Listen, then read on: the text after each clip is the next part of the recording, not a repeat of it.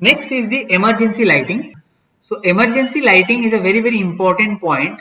So emergency lighting are considered that in case of any emergency or in case of any power outage, so there has to be a sufficient emergency lighting so that a safe shutdown can happen, and also the operators on the field can safely evacuate, which we call as a evacuation pathway or exit pathway. So emergency lighting can be powered by different alternatives as per the available emergency power source in our plant. So engine, generator or DG sets can be used as an emergency source for lighting up the emergency lighting light fixtures.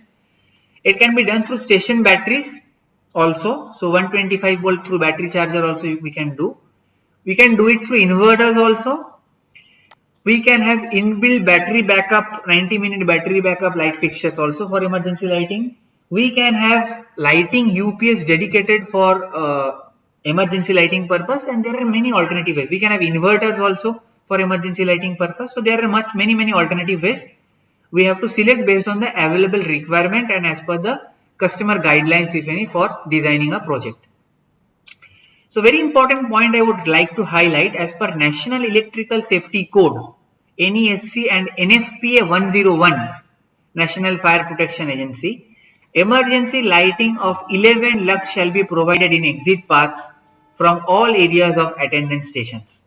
The minimum duration shall be 1.5 hours. So for foreign projects, NFPA guidelines are of key importance. So for egress lighting, this is called egress lighting, where an operator can safely move away from the plant.